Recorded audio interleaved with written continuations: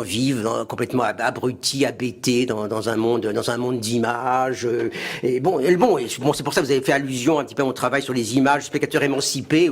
Oui, j'ai essayé un petit peu de secouer cette espèce d'opinion reçue, à savoir donc chaque fois les gens sont abrutis parce que les gens nous disent, ou qu'on nous dit que quelque chose vous dit, il y a des abrutis ou des déclassés, etc. Chaque fois vous réagissez pour déplacer cela.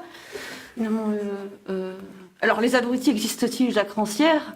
Oui, les abrutis existent, bien sûr. Les abrutis, c'est ceux qui pensent qu'ils en savent plus que les autres. Je crois fondamentalement. Enfin, et bon, et on voit bien. Bon, j'avais écrit ce livre, le Maître ignorant, à partir de cette découverte de ces textes incroyables de Joseph Jacotot, qui élaborait justement toute une espèce de, pas de pensée, enfin, de l'égalité ou de l'inégalité, où il montrait bien finalement que, oui, pour dire que, ce qui entretient l'inégalité, c'est la croyance en l'inégalité, et qu'au fond, on devient bête en se croyant plus intelligent que les autres. Et ça, je veux dire qu'on se croit bête. Donc Jacotot, donc c'est ce personnage qui enseigne le français sans le connaître, à partir... il enseigne le hollandais sans le connaître, le français il le connaissait. Le hollandais, pardon. Mais le hollandais, non, évidemment. Le hollandais sans le connaître, à partir d'un juxtalinéaire de l'abbé Aublinger, qui est les aventures de Télémaque. Oui. On traduit... comme dit la notice, selon le génie de la langue française et le génie de la langue hollandaise, ligne à ligne, donc sans le connaître, en le faisant lire et apprendre à ses étudiants, et qui réfléchit à cette manière de non pas, ce n'est pas un imposteur, mais d'amener à une vraie connaissance des gens qui, effectivement...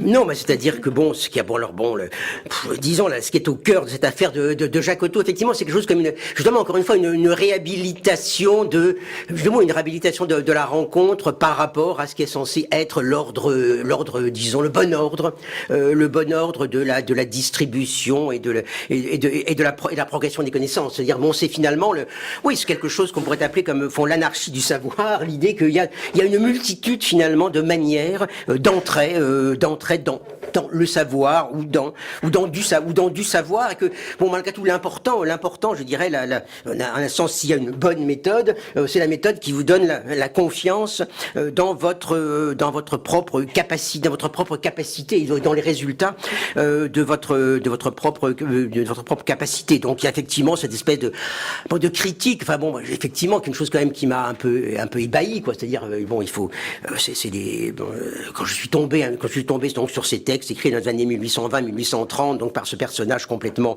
invraisemblable, donc de Joseph Jacotot. Alors peu importe de savoir vraiment qu'est-ce que les gens ont appris comme français, ces étudiants hollandais, c'est pas ce qui est intéressant, c'est effectivement tout ce qu'il élabore autour de ça, c'est une espèce de critique un peu radicale de la méthode justement qui veut aller en bon ordre, progressivement remplacer l'ignorance par le savoir.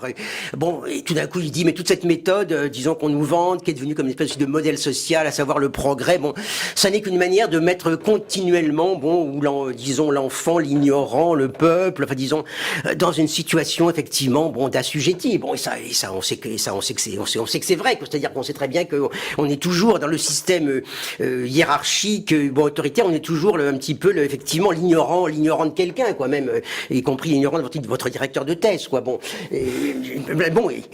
Effectivement, par rapport à ça, il lance cette espèce d'idée de l'émancipation intellectuelle, en disant à cette époque, évidemment cette idée complètement folle, il n'y a pas à instruire le peuple, il y a à lui dire qu'il peut s'émanciper.